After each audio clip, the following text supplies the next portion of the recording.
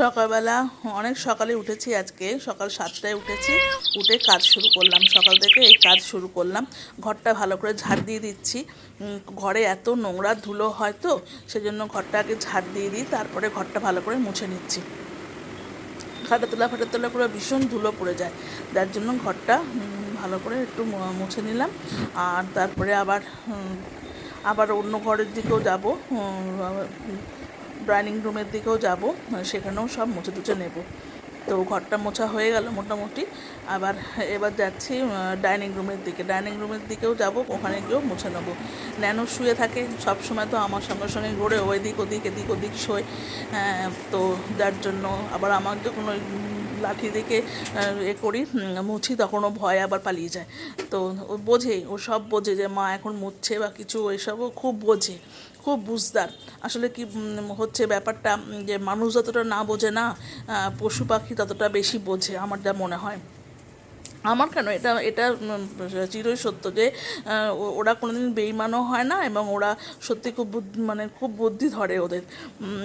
ওরা খুব বুদ্ধিমান হয়, ওরা সব কিছু বোঝে।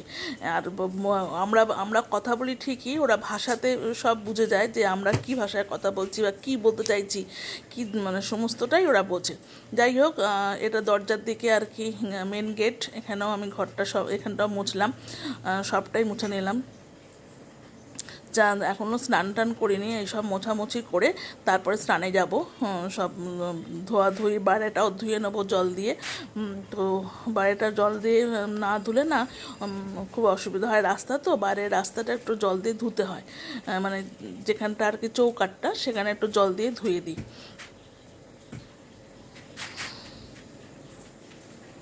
আর ময়লার প্যাকেটটা রেখে দিলাম, ওই ময়লাওয়ালা আসে, তো ময়লাওয়ালা এসে নিয়ে যায়। তো যাই হোক, এবার ওই দরজা খুলে গেটের কাছে জলটা ঢেলে দিলাম।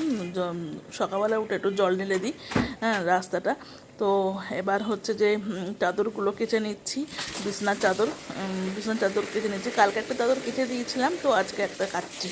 রোজ দিনে একটা একটা করে কাচতে হয়, 3 দিন 4 দিন, 2 দিন 3 দিন কি অন্তর করে একটা করে চাদর কাচি। কারণ যেহেতু ন্যানো থাকে, আর তাছাড়া ময়লাও হয়, রাস্তার উপরে ঘর, সেই জন্য ময়লা টয়লাও হয়, যার জন্য আর কি কেচে নিচ্ছি। এটা কাচা হয়ে গেলে তারপর ড্রেসিং টেবিলটা একটু পরিষ্কার করে নেবো। ড্রেসিং টেবিলটা পরিষ্কার করে তারপরে স্নানে যাব।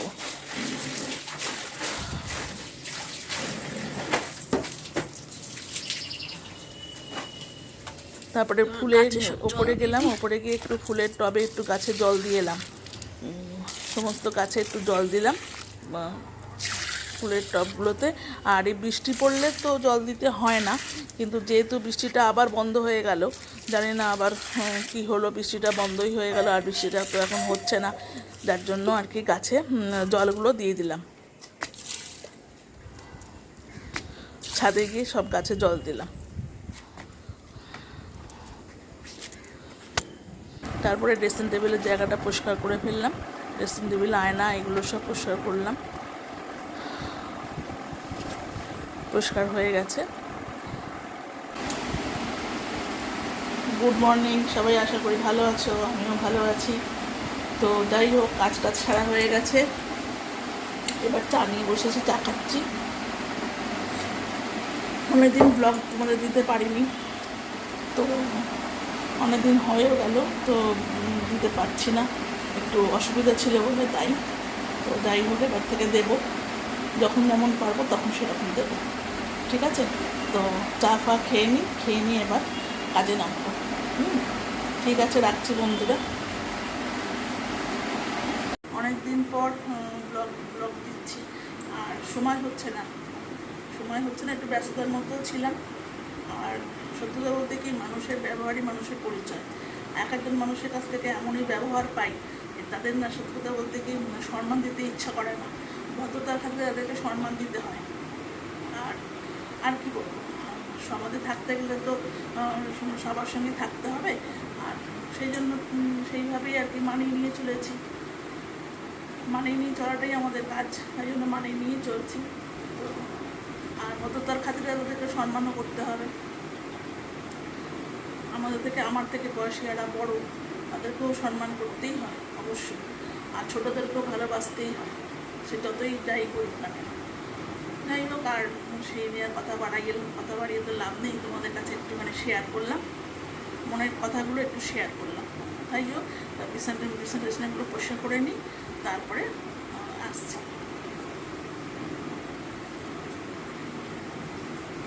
এই জানলাগুলো খুলে দিই, এখন জানলাগুলো সব খুলে দিই আর দুপুরবেলা বন্ধ করে দিই। এত তাপ আসে, যার জন্য আর কি জানলাগুলো খুলতে পারতাম।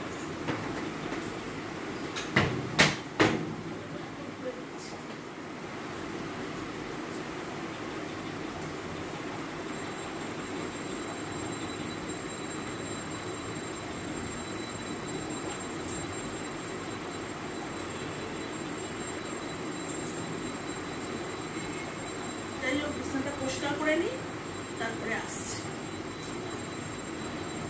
তারপরে তোমরা দেখতে থাকো কি কাজ করছি না কাজ করছি। আজকে সব দেখাবো, মানে আমার কাজকর্ম সব দেখাবো, ঠিক আছে?